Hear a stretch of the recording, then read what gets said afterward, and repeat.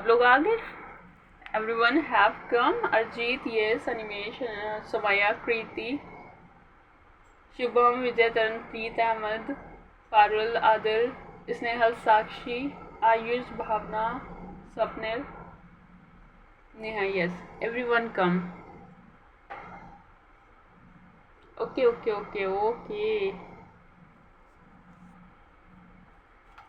Okay. Kriti Singh कि मैं sandwich खाऊंगी. नहीं कृति, मैं सैंडविच नहीं खाऊंगी. मैं पूरी क्लास कंप्लीट करने के बाद ही कुछ खाऊंगी. Okay, I am just waiting for you all. Okay Bhavana, yes yes Bhavana, मुझे भी पसंद है. It's one of the favourite food of mine actually. Yes. Okay. Okay, Arjit. No, you drink. Okay. Yes. Okay. Let's start without wasting our time. Okay. ये सब खाने पीने वाली चीज़ें जल्दी से ख़त्म करो सब लोग. Okay, almost over. Okay, let's start. Come to page number 3.14. हमने अभी ब्रेक से पहले तक की चैप्टर 2 का कंप्लीट रिवीजन किया था. सारे प्रैक्टिकल क्वेश्चन कवर किए थे. So now it's chapter number 3. तो directly come to the illustration number 1, page 3.14. Okay, let's start. तो ऐसे जैसे आईसी एक बड़े क्वेश्चन में करता है, पहले थोड़ा सा बैकग्राउंड बनाता है. तो इस क्वेश्चन में भी यही बोला that KPL manufacture and sell one product name KEIA. अब मैनेजिंग डायरेक्टर उससे हैप्पी नहीं है. मैनेजिंग डायरेक्टर ने कहा जस्ट इन टाइम लगा, और वो ऐसे जस्ट इन टाइम में कहता है नॉट नीडेड.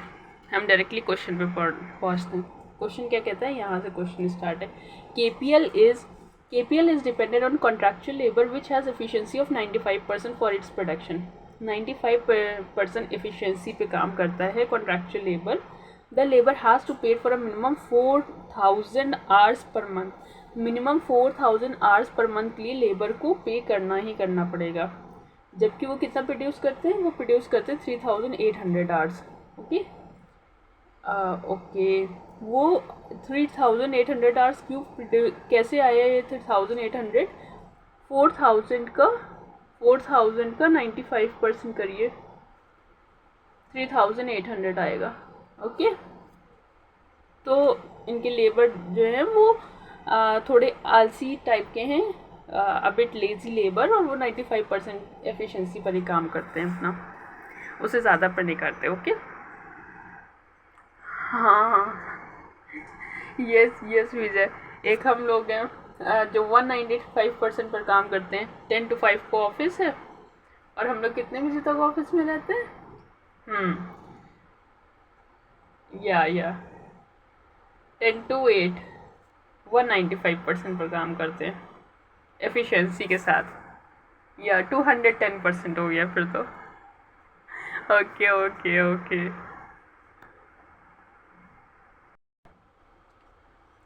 सो यहाँ पर ये क्या बोला है, इम्पॉर्टेंट पॉइंट क्या है कि 4,000 आवर्स की हमारी एफिशिएंसी स्टैंडर्ड आर है, और 3,800 स्टैंडर्ड आर प्रोड्यूस हो रहे हैं.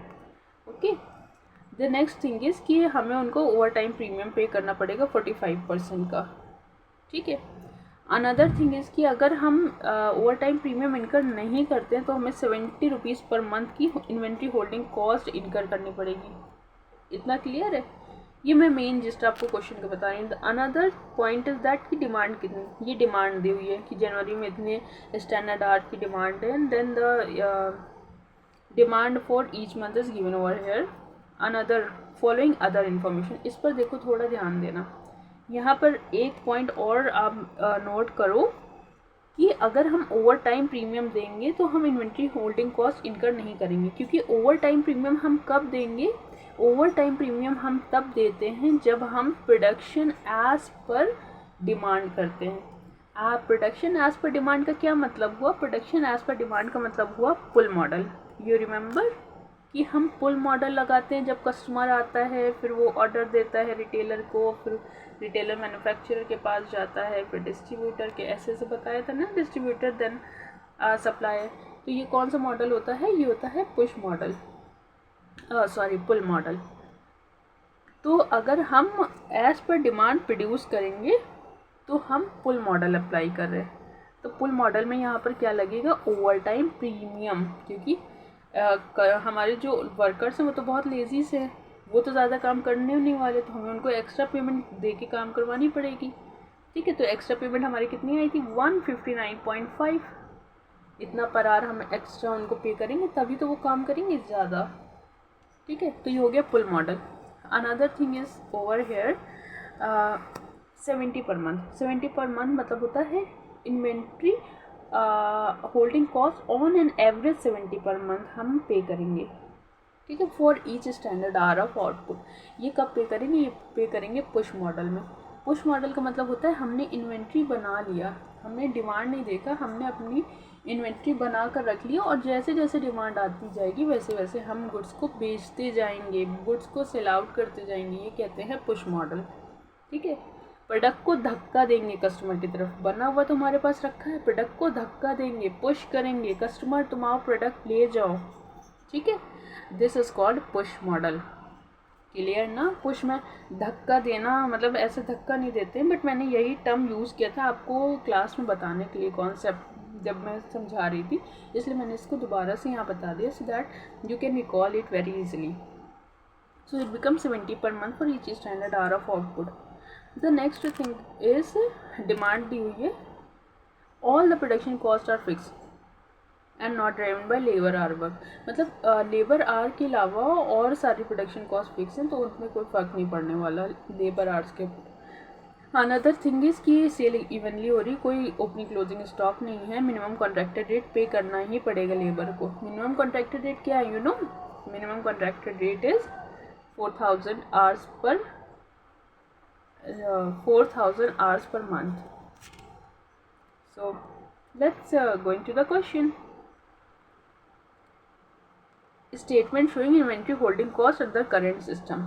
Current system कौन सा है, पुश मॉडल, जिसमें हम प्रोडक्ट प्रोड्यूस करके रख लेते हैं एंड उसके बाद जब डिमांड आती है तो हम उसको पे करते जाते हैं। तो यहाँ पर हमने क्या किया, प्रोडक्शन कर लिया, इक्वल प्रोडक्शन 3800 की हमारी जो मैक्सिमम अवेलेबल कैपेसिटी हमने प्रोड्यूस कर लिया। उसके बाद डिमांड जैसे जैसे आती है, डिमांड ये लिखा है 3150, 3760, 4060, ये 3350, 3650 एंड 4830, ये डिमांड हमने यहाँ पर मेंशन कर दी, ये हमारी डिमांड है। तो अब जब हमारा प्रोडक्शन ज़्यादा हो गया है, प्रोडक्शन ज़्यादा हुआ है, वेट, डिमांड कम है, तो हम क्या कहेंगे, हम कहेंगे क्लोजिंग इन्वेंट्री कंपाइल हो रही है। यहाँ पर क्या हो रही है, 3800 माइनस 3150, कितना आएगा, 650। राइट अरजीत, 650 आया, तो हम बोलेंगे 650 की हमारी क्लोजिंग इन्वेंट्री बची है।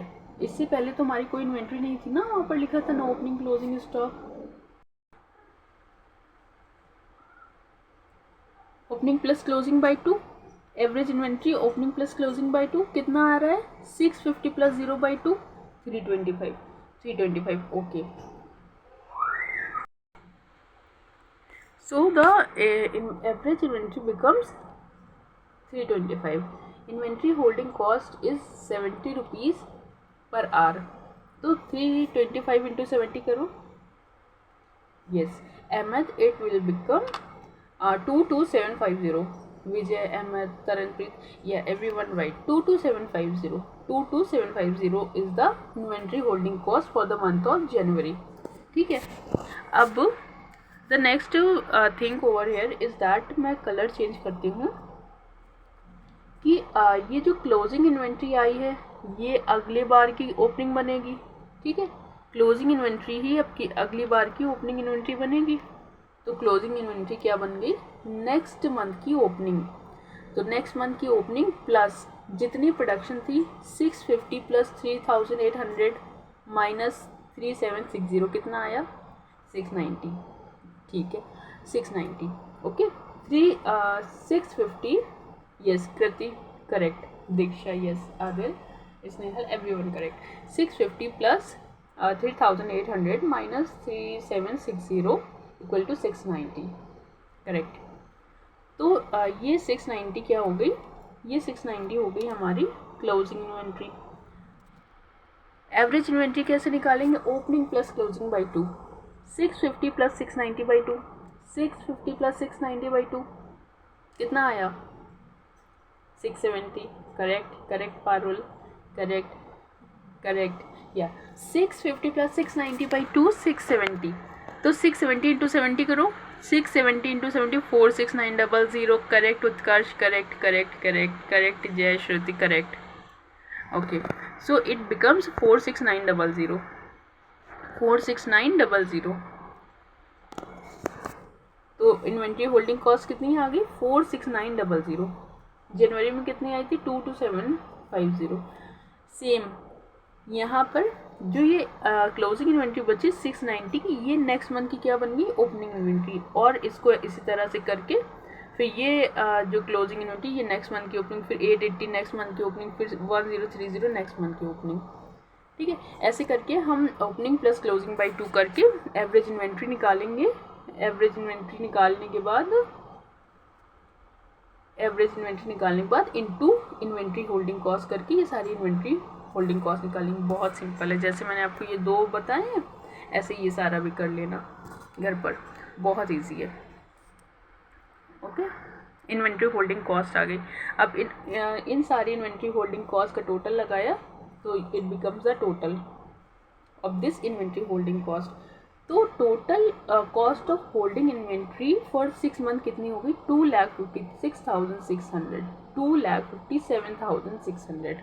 ओके, देन हम जस्ट इन टाइम सिस्टम पर चलते हैं। तो जस्ट इन टाइम सिस्टम में क्या बोला है, जस्ट इन टाइम सिस्टम में बोलता है डिमांड कितनी है, क्योंकि जस्ट इन टाइम सिस्टम में कोई कंपाइलेशन ऑफ इन्वेंट्री होने नहीं वाला, तो हमने यहाँ पर ओपनिंग स्टॉक नहीं लिखा, लेकिन यहाँ पर पहले हमने ओपनिंग स्टॉक लिखा था।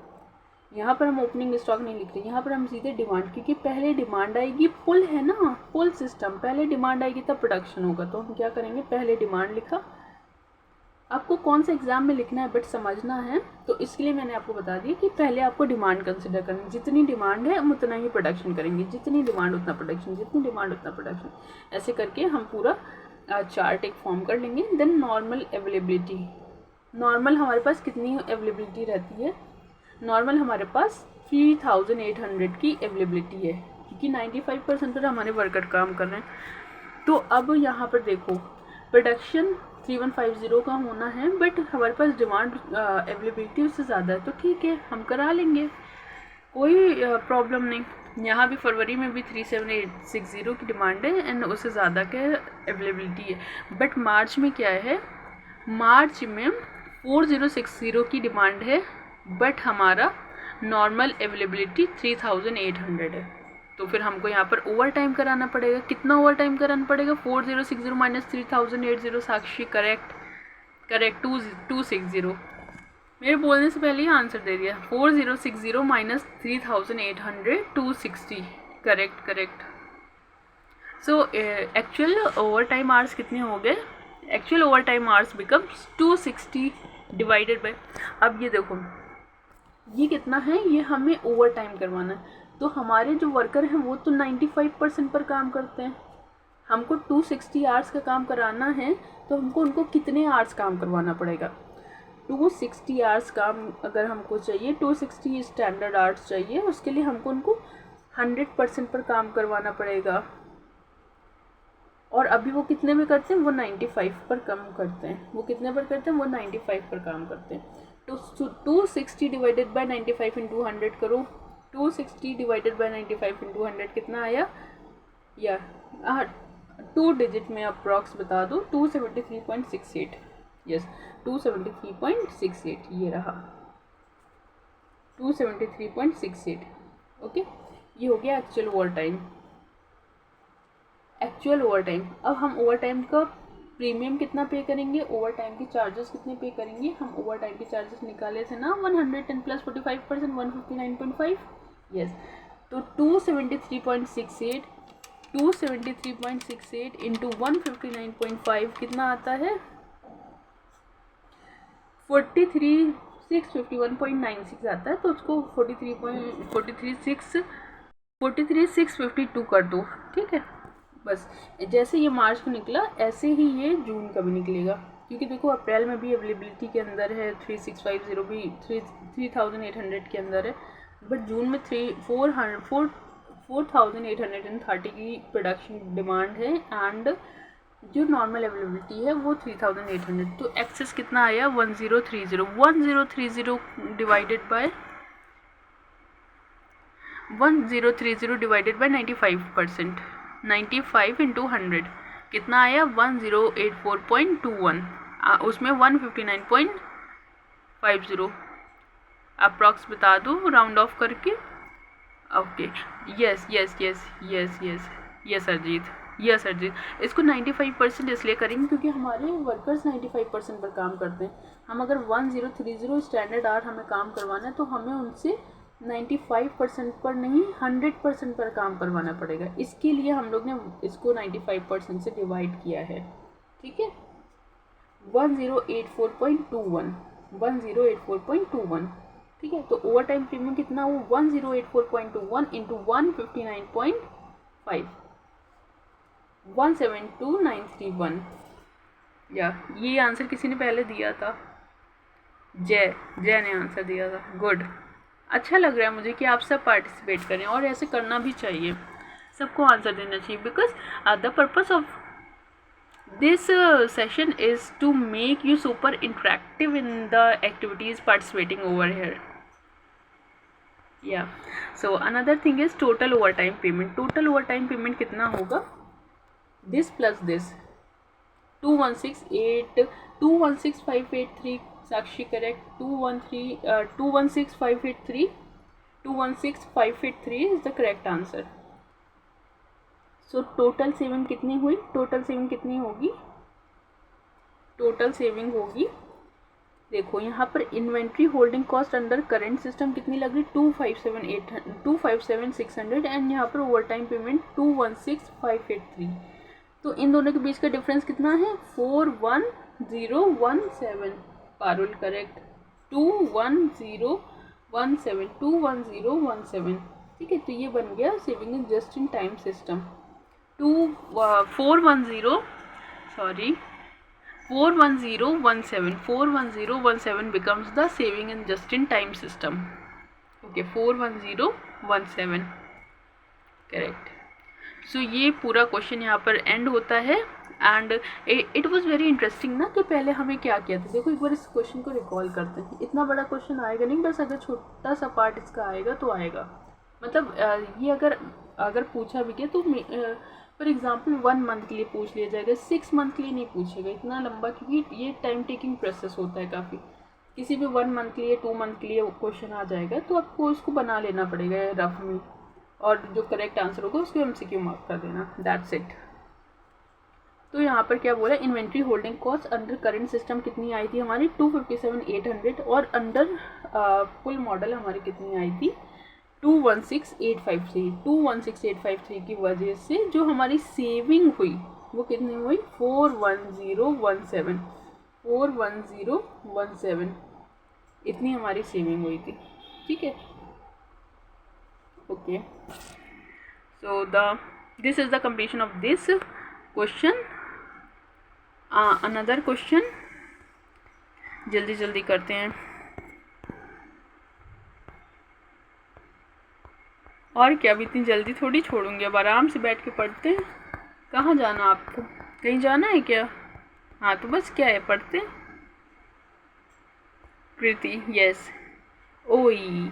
The next illustration number 2 is based on OEE। OEE मतलब क्या होता है? OEE का मतलब होता है overall equipment effectiveness, overall equipment effectiveness. Okay, तो ओवरऑल इक्विपमेंट इफेक्टिवनेस मैंने आपको कॉन्सेप्ट में नहीं बताया था, क्योंकि बिना प्रैक्टिकल क्वेश्चन की ये समझ में नहीं आता, ठीक है। तो कैलकुलेशन ऑफ OEE कैसे करेंगे, यहाँ पर जो 6 बिग लॉसेस होते हैं जैसे equipment failure, setup adjustment, idling और minor stoppage, reduce speed, reduce yield and quality defects and reworks, इन सब पर वर्क करता है TPM। किसके थ्रू? OEE की तरफ। OEE का मतलब होता है हम वर्ल्ड क्लास परफॉर्मेंस लेकर आएंगे, अपनी ओवरऑल इक्विपमेंट को इतना एफिशिएंट बनाएंगे कि हम वर्ल्ड क्लास परफॉर्मेंस से अपना काम कर पाएँ। तो इसमें 3 रेशियो हमको कैलकुलेट करने पड़ते हैं। पहला रेशियो होता है availability ratio, then the performance ratio and then quality ratio. The combination of all these 3 ratio becomes the overall equipment efficiency। तो यहाँ पर एक स्टैंडर्ड रेट देखो, इसको आप लोग मतलब 1-2 क्वेश्चन करेंगे तो हमें समझ में आ ही जाएगा। अवेलेबिलिटी कितना अच्छा होता है 90%। 90% से ज़्यादा पर availability ratio is considered good. Performance ratio is good when it becomes more than 95% and quality ratio is considered good when it becomes 99% or more. Okay, so 99% से ज़्यादा पर क्वालिटी रेशियो अच्छा होता है। इलस्ट्रेशन नंबर 2, यहाँ पर as usual थोड़ी सी background देता है इंस्टीट्यूट। हम सीधे क्वेश्चन पर आते हैं। The question is saying that 12 hour shift is scheduled. बहुत अच्छे से पढ़ना, बस इसी एक क्वेश्चन में आप पूरा समझ जाओगे। इसी एक क्वेश्चन में आप पूरा समझ लोगे, कोई दूसरा क्वेश्चन करने की ज़रूरत ही नहीं पड़ेगी। लेकिन उसके बावजूद मैं आपको 3 और क्वेश्चन कराऊंगी, ठीक है। इस क्वेश्चन को करने के बाद हम चारों क्वेश्चन करेंगे जो 12 आवर शिफ्ट, 12 घंटे की कोई शिफ्ट है। It is scheduled to produce a spare part वगैरह कुछ प्रोड्यूस करना है। 3, 5, 15 मिनट्स के ब्रेक, 15 मिनट्स के 3 ब्रेक मिलेंगे, ठीक है। 10 मिनट्स क्लीन अप पीरियड और 10 मिनट्स का एक ब्रेक मिलेगा। तो टोटल कितना हुआ 15 × 3 45 एंड 10 55। ओके, तो ये 55 मिनट का फ्री टाइम हमें वर्कर को देना है 12 आवर्स में से, ठीक है। दे देंगे, उसमें क्या है। देन द साइकिल वाली साइकिल नहीं, ठीक है, बाईसाइकिल वाली साइकिल नहीं। ये कौन सी साइकिल है? ये है प्रोडक्शन साइकिल। ये कितनी 10 सेकेंड्स, मतलब एक प्रोडक्ट बनाने में हमें कितना टाइम लगता है 10 सेकेंड्स लगते हैं, ठीक है। मतलब कि 10/60 कितना हुआ, 10/60 कितना हुआ 1/6,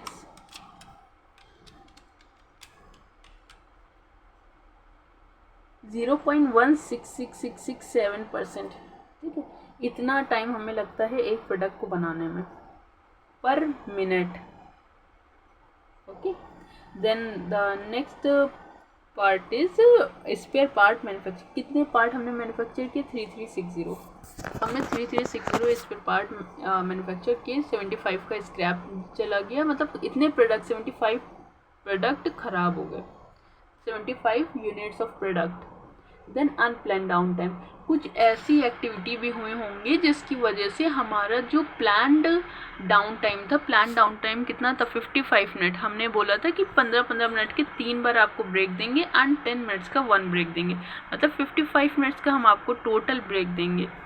लेकिन इसके अलावा अनप्लान्ड डाउन टाइम कुछ ऐसा हो गया जिसकी वजह से वर्कर और भी काम नहीं कर पाए, तो ऐसा कितना हुआ 36 मिनट तक ऐसा हुआ, जिसकी वजह से कुछ अनप्लान्ड रीजंस की वजह से कोई डाउन टाइम हुआ, कोई प्रोडक्शन हॉल्टेज हुआ, तो उसको कहते हैं unplanned down time. Production halt हो गया 36 मिनट के लिए।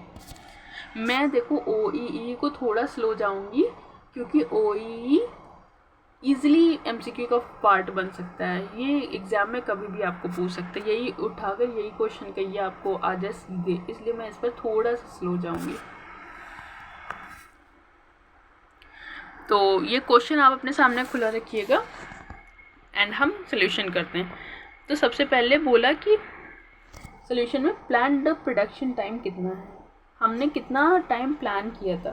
तो हमने बोला कि हमने 12 आवर्स तो प्लान किए थे एंड 12 आवर्स 60 मिनट्स के, तो 12 6 72 720 आवर्स हमारे प्लान थे, लेकिन उसमें से 55 मिनट्स हमने बोला था कि हम ब्रेक दे देंगे, ठीक है। तो हमारे टोटल कितने आवर्स हुए 665। हमने बोला है कि हमारे जो प्लान्ड प्रोडक्शन आवर्स हैं वो कितने हैं 665। I hope everyone is getting this point. Getting? Yes Swapnil, Neha, Adil, very good. Diksha, Kirti, Shivam, Vijay, yes very good. Taranpreet, Jai, Utkarsh, yes very good. Parul, yes yes. Dhruv, correct. Okay, so the another point is this is the calculation of planned production time. 665 hours is 665 our नहीं 665 minute, क्योंकि हमने इसको minute में convert कर दिया। Minute में क्यों convert किया? क्योंकि हमारा सारा डेटा मिनट में था। ये भी मिनट में ब्रेक दिए हैं, क्लीन अप भी, अनप्लान्ड डाउन सब कुछ मिनट्स में दिया हुआ है। इसलिए हमने इसको जो आवर थे इसको हमने मिनट्स में चेंज कर दिया। ओके, आवर को भी मिनट में चेंज कर दिया। So 665 minutes become our planned down time. हमने बोला 665 मिनट्स ही हमारे वर्कर्स काम कर पाएंगे पूरे दिन में, 12 आवर्स में। ठीक है, तो अवेलेबिलिटी रेशियो क्या कहता है? अवेलेबिलिटी रेशियो कहता है कितना आपने प्लान किया था उसमें से कितना अनप्लान्ड निकल गया, अनडिवाइडेड बाय प्लान्ड इनटू 100। ठीक है, जितना आपने प्लान किया था और जितना अनप्लान्ड निकल गया, मतलब कितना लॉस हो गया unplanned divided by planned into 100, ये हम क्या बनाएंगे? Availability ratio. ये हो गया एक तरीका जिससे आपको समझ में आता है फॉर्मूला वाला तरीका। दूसरी बात ये कि अवेलेबिलिटी रेशियो का मतलब क्या होता है? अवेलेबिलिटी रेशियो का मतलब होता है कितना अवेलेबल है प्रोडक्शन टाइम। तो हमारे पास कितना अवेलेबल है प्रोडक्शन टाइम? 665 तो हमारे पास टाइम अवेलेबल था, पर उसमें से हमारा कितना अनप्लान डाउन टाइम हो गया? देखो लास्ट लाइन 36 मिनट्स। 36 मिनट्स का हमारा अनप्लान्ड डाउन टाइम हो गया। तो 665 माइनस 36 कितना हुआ? 629। 629 का हमारा एक्चुअल टाइम, हमें इतना ही टाइम मिला जितने प्रोडक्शन करने के लिए हमें कितना टाइम मिला? 629 मिनट्स का ही टाइम मिला, जबकि हमें मिलना कितना चाहिए था? 665। तो 629 divided by 665 into 100, what will be the answer? 2 digits में बताना। Okay, 629 divided by 665 into 100, 629 divided by 665 into 100। Correct everyone, correct. 94.59 मैंने भी निकाल लिया था। ओके, तो इसका क्रेडिट मैं आपको नहीं दूंगी क्योंकि आपने लेट आंसर किया।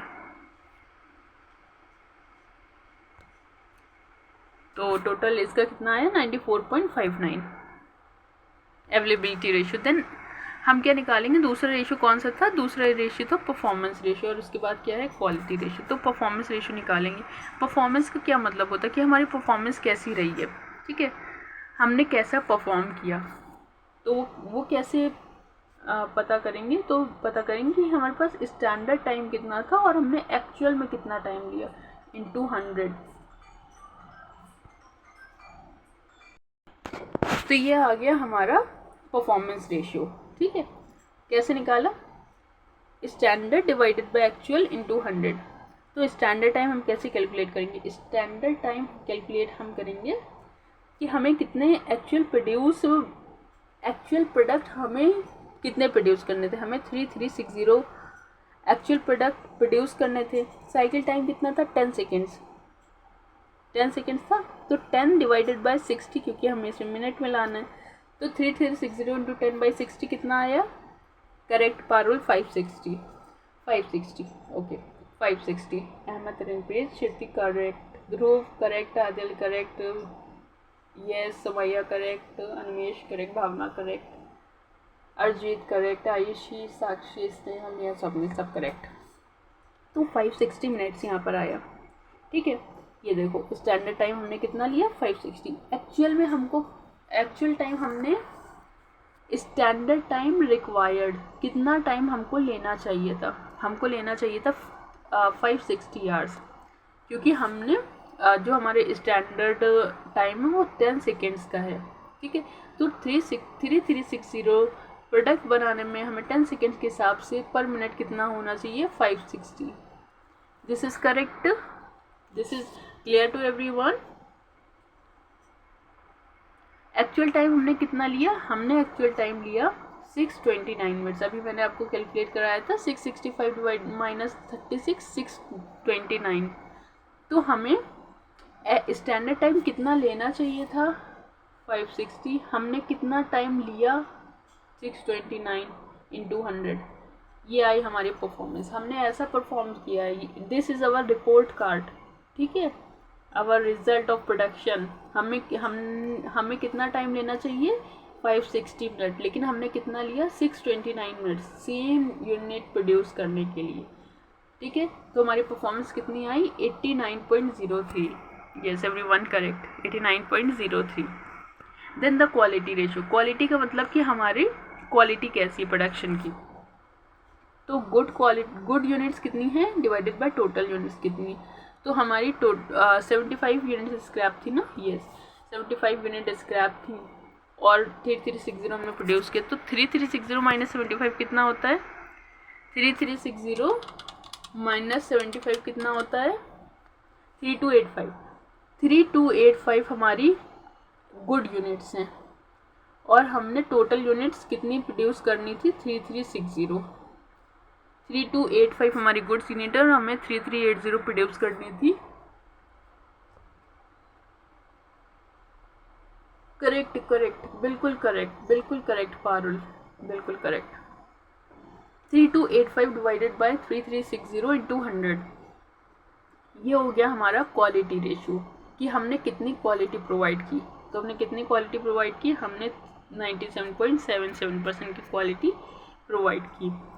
तो अब हमारा OE कितना होगा, OE कैलकुलेट कर ले, उसके बाद मैं आपको एक और चीज़ एनालाइज करके बताती हूँ, ठीक है। 94.59 इंटू 89.03% इंटू 97.77% करो कैलकुलेटर में। 84.59 इंटू, यहाँ पे परसेंट मत लगाना, 89.03% देन 97.77% कितना आता है 82.34%। ओके, तो it becomes our overall equipment efficiency, overall equipment efficiency. Yes correct correct, बिल्कुल एग्जैक्टली। अच्छा, तो मैं आपको दूसरी चीज़ क्या बता रही, मैंने आपको बताया था एक स्टैंडर्ड सेट है। तो वो स्टैंडर्ड क्या है, वो स्टैंडर्ड कहता है कि अवेलेबिलिटी रेशो तब अच्छा जब ये 90% से ऊपर है, परफॉर्मेंस रेशो तब अच्छा जब ये 95% से ऊपर है, एंड क्वालिटी रेशो तब अच्छा जब ये 99% से ऊपर है। ओके, 99% से ऊपर है। तो हमारा अवेलेबिलिटी रेशो क्या अबव स्टैंडर्ड है, यस 90% से ज़्यादा है, तो हमारा क्वालिटी रेशियो तो बहुत, अवेलेबिलिटी रेशियो तो हाई स्टैंडर्ड का है। देन परफॉर्मेंस रेशियो नहीं, we need to work on this area. Then 99 है और 97% क्वालिटी रेशियो आ रहा है, we need to work on this area too. इससे हमारी ओवरऑल इक्विपमेंट एफिशिएंसी भी गिर रही है, क्योंकि हमारा जो वर्ल्ड क्लास परफॉर्मेंस होना चाहिए OE का, it should be more than 85%, ठीक है। मोर देन 85% होगा तो ही हमारा वर्ल्ड क्लास परफॉर्मेंस काउंट किया जाएगा, अदरवाइज इट वॉन्ट बी। तो हमारा ओवरऑल इक्विपमेंट एफिशिएंसी रेशियो कितना आया 82.94। अब देखो इस पर MCQ कैसे बन सकता है, एक तो बन सकता है आपको डेटा दे दिया, बोला ये कैलकुलेट करो, ठीक है। उसके बाद दूसरी तरह से ऐसे बन सकता है MCQ कि पहले आपको डेटा दिया, उसके बाद बोला कि कैलकुलेट करो, उसके बाद एनालाइज करो क्या हम world class efficiency ratio maintain कर पा रहे हैं या नहीं, तब आपको ये एनालिसिस ज़रूरी पड़ जाएगा, ठीक है। इसलिए 90, 95, 99% याद रखो। कैसे अवेलेबिलिटी, परफॉर्मेंस, क्वालिटी।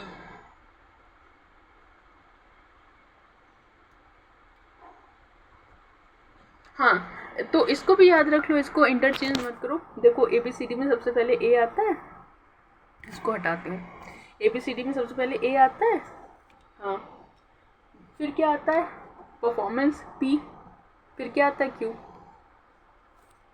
ठीक है। इसको ऐसे याद कर लो, APQ 90, 95, 99, 90 है ये A, ये है 95 एंड ये है 99, 90 ये है 95 ये है 99 ये, APQ 90, 95, 99।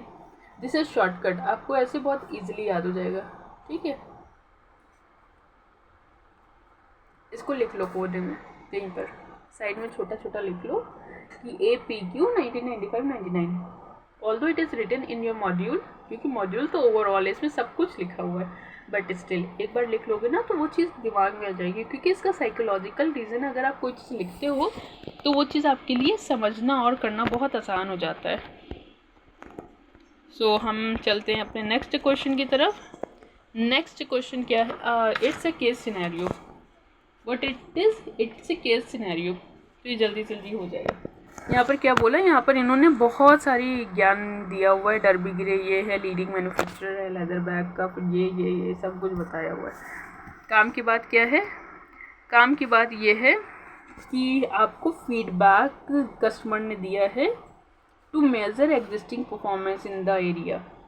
आपको फीडबैक दिया कस्टमर ने कि आपके जो पीसेस आपकी मैन्युफैक्चरिंग एंटिटीज जाते हैं वो 47% मिसिंग हैं और 24% तो डिमांड ही नहीं किए थे, फिर भी वो आगे अनडिमांडेड प्रोडक्ट आपने सप्लाई कर दिया है। 19% प्रोडक्ट ऐसे जो पुअर क्वालिटी के हैं एंड 9% ऐसे जो डैमेज हैं और लेट अराइवल आपको 1%। सो इस प्रॉब्लम को कैटर करने के लिए आपको ये ढेर सारी चीज़ें ऊपर दी हैं कि हमारे CEO ने क्या कहा, हमारे MD ने क्या कहा, वो सब मैं नहीं पढ़ रही हूँ, मैं सिर्फ जिस्ट पर आ रही हूँ।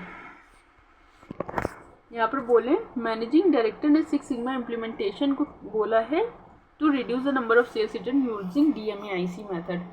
DMAIC मेथडोलॉजी यूज़ करने को बोला है। तो DMAIC का मतलब क्या होता है? DMAIC का मतलब होता है define, measure, analyse, implement and control. DMAIC का क्या मतलब था? Repeat with me.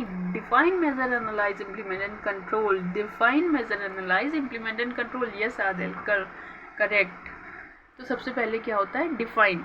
DMAIC method में डिफाइन हम क्या बोलेंगे? डिफाइन करेंगे प्रोसेस को। देखो इससे MCQ बनने के चांसेस बहुत कम है, बट कीवर्ड फिर भी मार्क कर लो। Define the process. कस्टमर की रिक्वायरमेंट क्या है? डिफाइन करो उसको। The next thing, another point is to measure the existing process. Measure the existing process.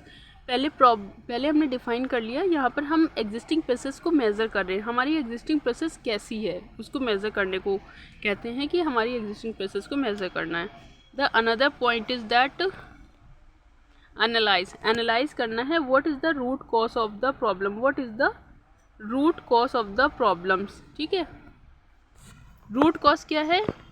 Difficult to assemble और piece is missing 47%, then bags demand नहीं है फॉर क्वालिटी के 43%, bag arrive late 9% and bag damage 9% and arrive late 1%।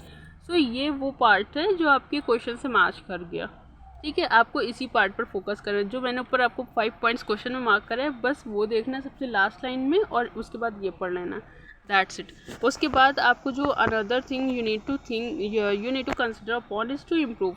पहले क्या किया? Define किया, then measure किया, then analyse किया, देन इम्प्रूव। इम्प्रूव क्या करना है? मेड और एलिमिनेट, मिनिमाइज करना है हमको। मेड टू मिनिमाइज और एलिमिनेट द रूट कॉज, हमें इसको इम्प्रूव करना है।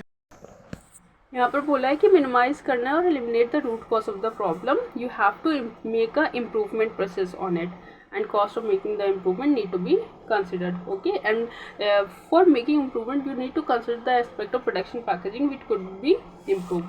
ठीक है, ये 3 पॉइंट आपको मार्क कर लेना है इस improvement. Then you have to control, maintain proper improve performance and future performance. आपको कंट्रोल करना है, रिव्यू करना पड़ेगा एंड कंट्रोल करना पड़ेगा। This is all about DMAIC, define, measure, analyse, improve and control. इसको ऐसे ये जिस तरह का एनालिटिकल बेस्ड केस स्टडी है ये मैंने डिस्कस कर लिया बिकॉज ऑफ दिस पार्ट। ठीक है, मैं कंसिडर तो सारी केस स्टडी मैं कुछ भी नहीं छोड़ूंगी, मैं सारा ही करवाऊंगी, बट इसका ये पार्ट इम्पॉर्टेंट है जिससे मे बी MCQ फॉर्म हो जाए। ठीक है, कोई केस सिनेरियो टाइप का बनाकर मे बी इससे कोई। सो आपको ये पोर्शन कंसिडर करने के बाद एनालाइज फेज पर जाकर इसी पोर्शन को एनालाइज कर लेना। दैट्स इट, कि ये हम इसको इम्प्लीमेंट कैसे करें। ठीक है, रूट कॉज को हम क्या क्या प्रॉब्लम थी और हमने उसको एनालाइज कैसे किया। That's it. Then improve and control. Improve control में सिर्फ उतना कि जो मैंने आपको मार्क करा है। So this is all about this case study. ठीक है, ये केस स्टडी कंप्लीट हो गई है एंड हम चलते हैं अपनी नेक्स्ट केस स्टडी की तरफ। नेक्स्ट केस स्टडी कहाँ है पर हमारी, नहीं अब सारे इलस्ट्रेशन कर दो, अब क्वेश्चन की साइड, ठीक है। अब क्वेश्चन अब हम सारे क्वेश्चन करेंगे। So this is question number 1 of chapter number 3 Pearson metal and motor works का क्वेश्चन है। ये क्वेश्चन में पूछा क्या है, सबसे पहले इन्होंने पूछा कि एक्सप्लेन करो just in time, pure theory based. उसके बाद क्या है, कैलकुलेट द टैक्ट टाइम। देखो ये जो टैक्ट टाइम है इसको लड्डू मार्क कर लो, क्योंकि टैक्ट टाइम इंस्टीट्यूट ने मॉड्यूल में नहीं दिया बट इस क्वेश्चन के थ्रू यहाँ पर पूछ लिया है, ठीक है। इसको लड्डू मार्क कर लो एंड इंटरप्रेट द रिजल्ट। बस टैक्ट टाइम देख लो and whether the company should shift to GIT, वो तो हम समझ ही लेंगे, ठीक है। चलो क्वेश्चन पढ़ते हैं। PM²W, ये क्या बोल रही है, ये तो पूरा पहले वो बनाया है बैकग्राउंड, बट यहाँ पर बोला है कि ये ट्रेडिशनल से GIT सिस्टम में शिफ्ट हो रहे हैं and CEO among the other top bosses are hopeful that implementation will not improve value in value chain। improvement से value chain में कोई value नहीं आएगी एंड कस्टमर के लिए, बट मतलब वैल्यू चेन से सिर्फ वैल्यू नहीं आएगी, not only improve value but also improve overall. वो वैल्यू चेन कस्टमर को वैल्यू डिलीवरी भी होगी and overall manufacturing cycle efficiency भी बढ़ जाएगी, ठीक है ना। OMCE हम लोग ने पढ़ा था कॉन्सेप्ट में, ओवरऑल मैन्युफैक्चरिंग साइकिल एफिशिएंसी वो भी इंक्रीज हो जाएगी। So this is the consideration they have given कि एडिशनल में हमारी ये आ रही थी cost and just in time में हमारी ये कॉस्ट आने वाली। पहले क्या 40 80 20 60, पहले ये हमारी कॉस्ट आ रही थी। इवेलुएट द पॉसिबिलिटी, यस ये कॉस्ट ही है, रुपीज़ नहीं लिखा कहीं, मे बी ना लिखा हो। Following an actual data about process, I think ये टाइम होगा, यस ये लिखा है यहाँ पर ऑल डेटा इन मिनट्स, तो ये टाइम है। पहले कितना टाइम लग रहा था 40 80 20 60, ठीक है। अब कितना टाइम लग रहा है इंस्पेक्शन स्टोरेज मूविंग प्रोसेसिंग पे 30 20 10 40, ये टाइम लग रहा है जस्ट इन टाइम सिस्टम में। एंड उसके बाद यहाँ बोला है decided to practice single piece flow under just in time which is due to manufacture और deliver to 10 such motors. What customer demand is 480 minutes, out of which normal practice is 30 minutes will be spent in shutdown। 480 minutes की customer की demand है, जिसमें से 30 minutes क्या है planned. हमारे इतना तो टाइम ख़राब होता ही होता है क्योंकि वो शटडाउन टाइम है, शटडाउन में इतना टाइम लेता ही लेता है प्रोसेस को। चलते हैं अपन आंसर की तरफ। यहाँ पर देखो इसको तो आप अपने आप से ही पढ़ लेना, क्योंकि यहाँ पर बोला explain GIT, just in time को एक्सप्लेन करो, ये आप खुद से पढ़ लेना, मैंने आपको पढ़ाया हुआ है। टैक टाइम क्या होता है, it is the maximum available time to meet the demand of the customer, help to decide the speed of the manufacturing facility. Takt time कौन सा टाइम होता है, ये मैक्सिमम अवेलेबल डिमांड को मीट करने के लिए is takt time is the maximum available time to meet the demand of the customer की डिमांड को मीट करने के लिए जो मैक्सिमम अवेलेबल टाइम है उसको टैक्ट टाइम कहते हैं। और इससे क्या होता है, मैन्युफैक्चरिंग फैसिलिटी की स्पीड बढ़ती है। Average time between the start of production of 1 unit and the start of production of a ने 1 यूनिट बनाया एंड यूनिट नंबर फर्स्ट बनाया एंड यूनिट नंबर सेकंड बनाया, तो इनके बीच में जो भी टाइम लग रहा है उसको कहते हैं takt time, maximum available time to meet the demand of the customer. Okay, इसका ये फॉर्मूला है total production time divided by total unit required.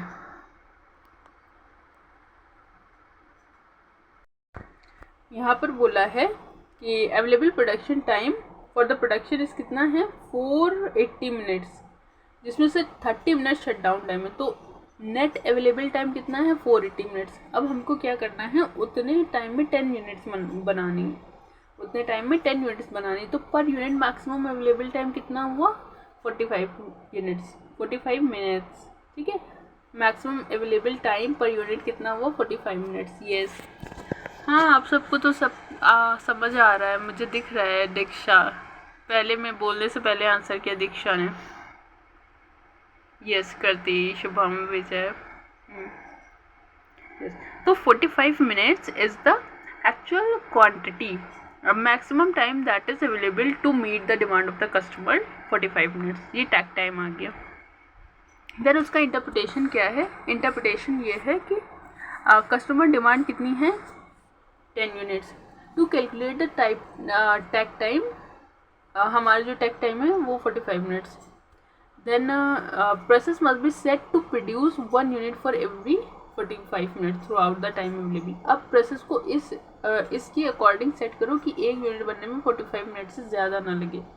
ठीक है, तभी तो आप मैक्सिमम अवेलेबल टाइम के अंदर काम कर पाओगे. मतलब मैक्सिमम टाइम आपके पास जितना है वो है 45 मिनट्स. आपको 45 मिनट्स में ही अपनी यूनिट्स प्रोड्यूस करनी. जैसे हमारे पास होता है एग्ज़ामिनेशन में पूरा क्वेश्चन पेपर सॉल्व करने के लिए 3 आवर्स, मतलब कि 180 minutes.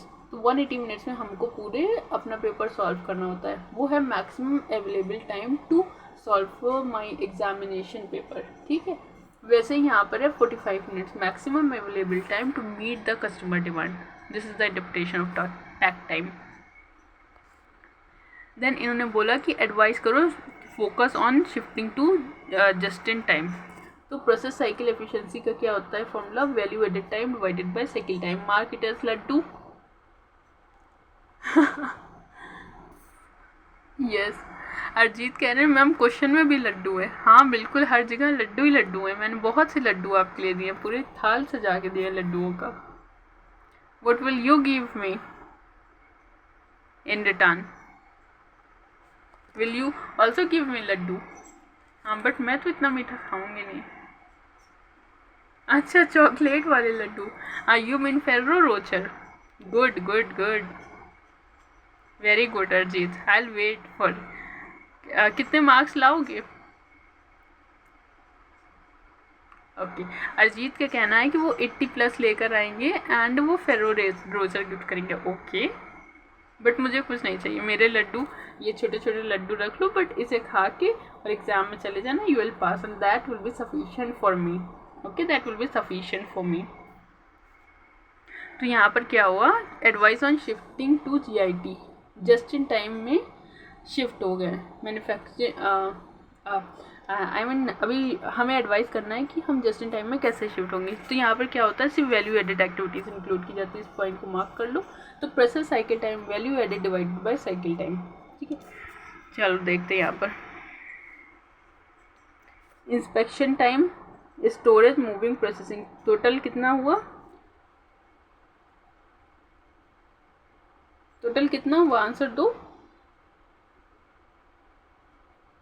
200. Yes, 200 minutes. Okay, 200 minute. But इसमें वैल्यू एडेड टाइम कितना है? वैल्यू एडेड टाइम है प्रोसेसिंग का, सिर्फ प्रोसेसिंग. बाकी तो इंस्पेक्शन, स्टोरेज, मूविंग. क्या इंस्पेक्शन, स्टोरेज, मूविंग ऐसी चीज़ें हैं, ऐसी एक्टिविटी है जिससे एंड कस्टमर को कुछ बेनिफिट हो रहा है? नहीं.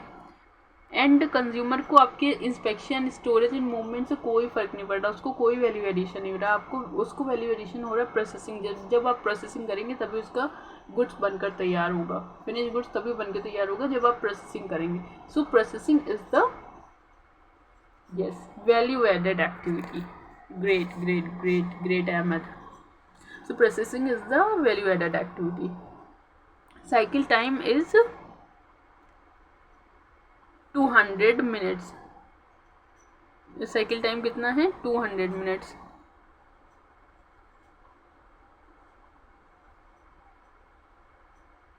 थोड़ा सा और क्लियर करती हूँ मैं. साइकिल टाइम में 200 मिनट्स. अब सही है. तो 60/200 करो, कितना आएगा? 60/200, 60 डिवाइडेड बाय 200 कितना आएगा?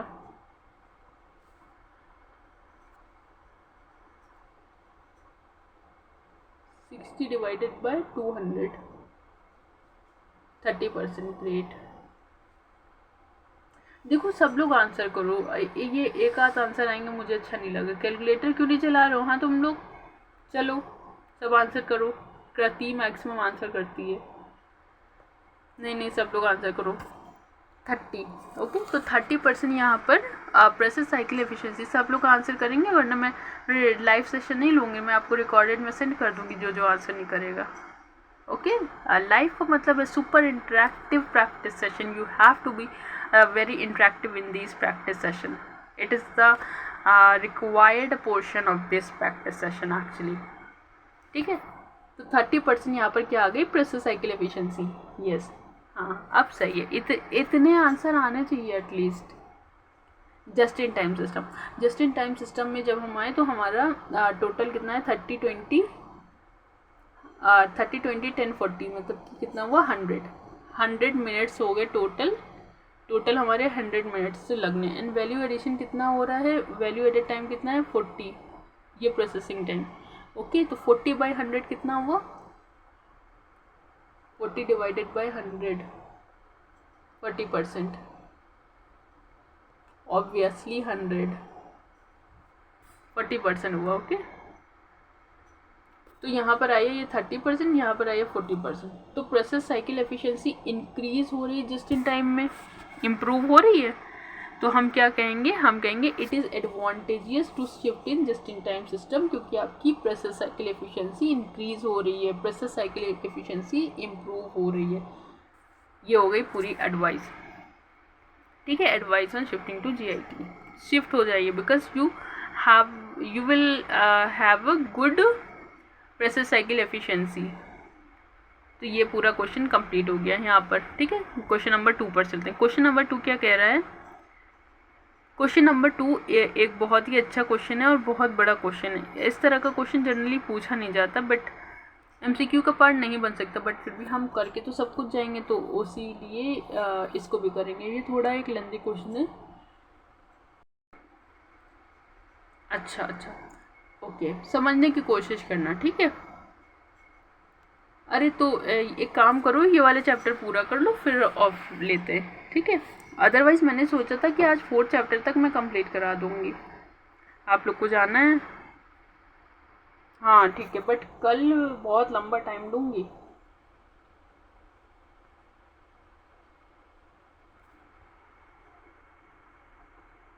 ओके, इमरजेंसी है कोई. ओके, अच्छा, तो आप दोनों ब्रदर एंड सिस्टर हैं. Okay, you both are doing CA together. Oh that's very good, that's very good. Okay, तो फिर हम एक काम करते हैं, अब चूँकि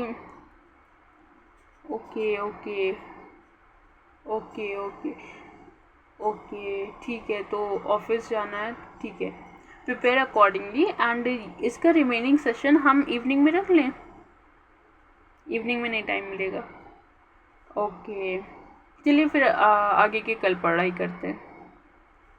ये 3 क्वेश्चन. अच्छा ठीक है, ये सेकेंड क्वेश्चन को हम पेंडिंग मार्क करते हैं, हम OE वाले क्वेश्चन कर लेते हैं. ठीक है, चलो OE पे चलते हैं. थोड़ा सा बड़ा है सेकेंड क्वेश्चन, बट ठीक है, अच्छा क्वेश्चन है. OE पर चलते हैं.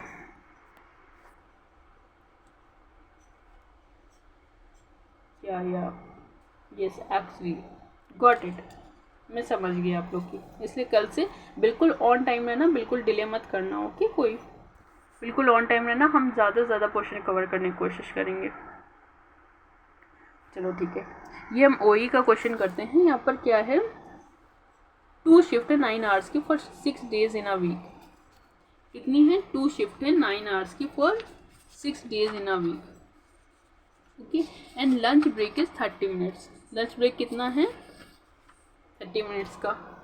अदर मिसलेनियस, नहीं ठीक है, it's okay Jay, I got it, I got you all. Okay ठीक है.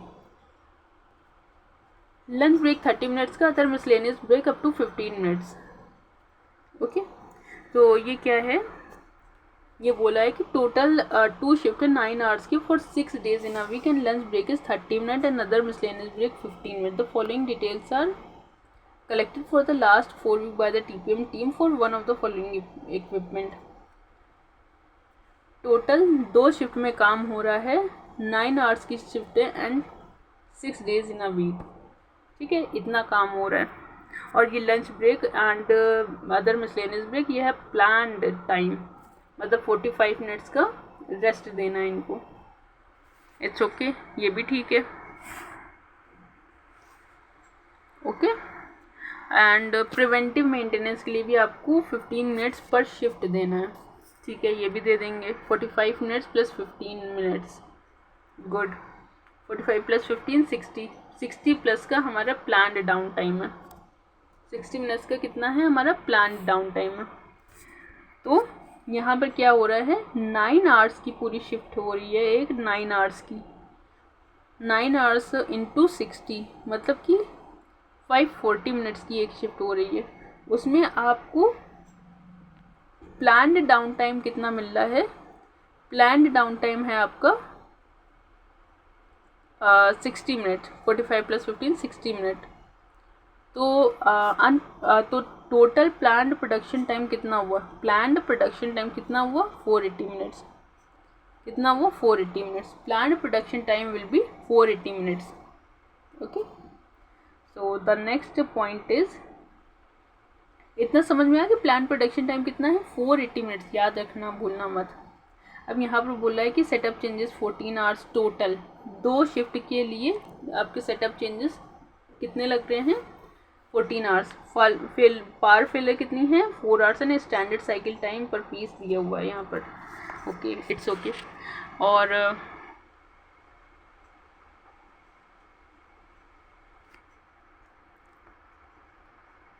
अच्छा राइट पारुल, मैं ये भूल गई थी। Breakdown maintenance 6 hours.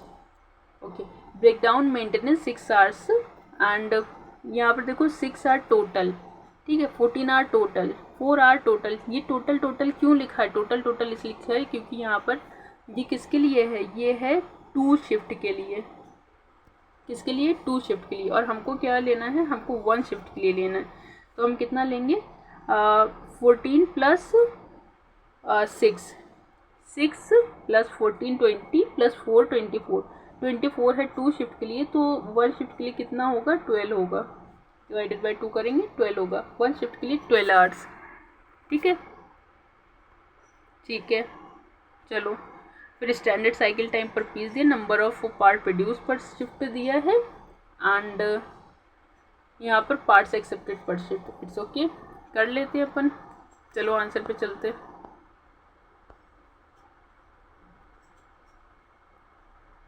ये रहा आंसर। तो यहाँ पर क्या बोला हमने, क्या बोलता 12 आवर्स का अनप्लान्ड डाउन टाइम है, तो 12 इंटू 60 कितना हुआ 12 आवर्स इंटू 60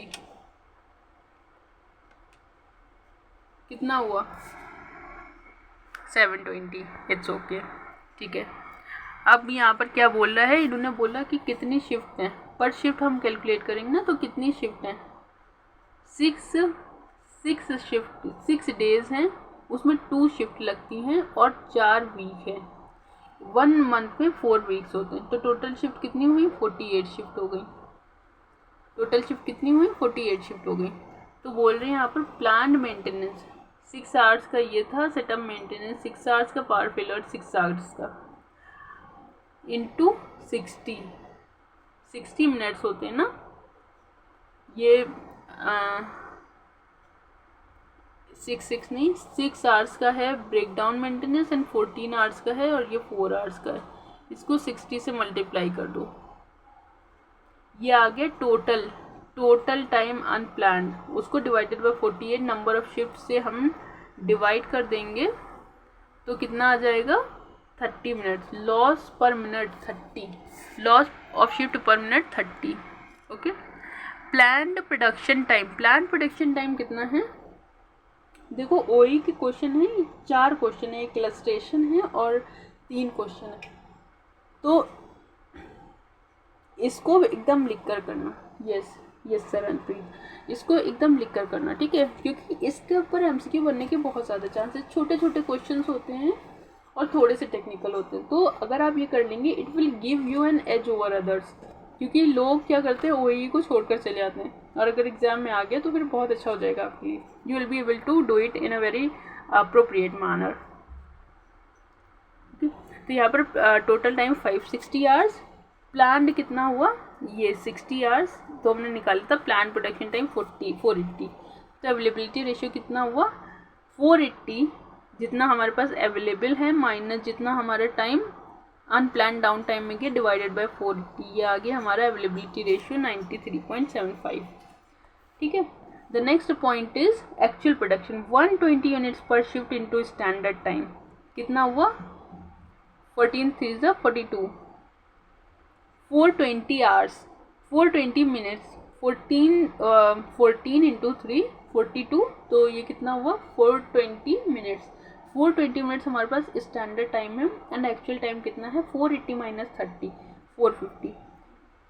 ये 30 कहाँ से आया, ये वही वाला है अनप्लान्ड डाउन टाइम, ये रहा जो हमने निकाला था unplanned downtime per shift. ओके, क्योंकि यहाँ पर हम पर शिफ्ट का डेटा निकालें। Then performance ratio, performance ratio कैसे आता है standard time divided by actual time. तो स्टैंडर्ड टाइम कितना है, स्टैंडर्ड टाइम ये रहा 420 आवर्स और एक्चुअल टाइम कितना है, हमने बनाने में कितना टाइम लिया 450 hours into 100, yes 93.33। Correct answer, correct है Ahmad, correct Samayan, Kriti correct. Okay, then quality ratio, quality ratio what is this quality ratio, it says how many units are good. तो कितनी यूनिट्स गुड थी, क्वेश्चन के लास्ट लाइन में देखो 131 units सही थी and हमने टोटल 140 यूनिट्स बनाई, तो 93.75% हमारा क्वालिटी रेशियो है।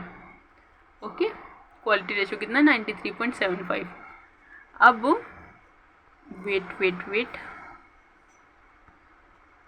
93.75, 93.33 एंड 93.57, इसको मल्टीप्लाई कर देंगे तो हमारा ओवरऑल इक्विपमेंट रेशियो कितना आ गया 81.87%। ओके, एंड सिमिलरली ये दोनों भी क्वेश्चन है। एक काम करते हैं, ये दोनों क्वेश्चन आप होमवर्क के लिए मार्क कर लो, हम नेक्स्ट सेशन में इसको डिस्कस करेंगे। ओके, ये दो क्वेश्चन बट हाथ से लिख कर आना, हम डिस्कस करेंगे बट एक बार आप भी करो, क्योंकि दो क्वेश्चन मैंने आपको ओई के करवा दिए, तो अगर आप एक बार ये दो क्वेश्चन जो मैंने करवाए हैं ये आप हाथ से लिख कर लोगे और जो दो क्वेश्चन मैंने होमवर्क दिए हैं वो भी आप कर लोगे तो आपके लिए बहुत सही हो जाएगा। ओई आप फिर भूलोगे नहीं, तो आपके लिए वो होमवर्क क्या है, question number 4 and question number 5। ठीक है, अगर आप ये क्वेश्चन कर लेते हो तो मुझे आकर बताना, अगर ये आप अच्छे से कर पा रहे हो तो फिर मैं नहीं डिस्कस करूँगी, फिर मैं कोई और अच्छे क्वेश्चन उठा लूँगी, question chapter number 4 and other chapter के। अगर आप ये नहीं कर पा रहे तो ही मैं ये डिस्कस करूँगी एंड आई एम श्योर कि आप ये कर ले जाओगे, इतना कोई टफ नहीं है। ओके, तो yes okay, so that's all for today's session, hope you all are enjoying।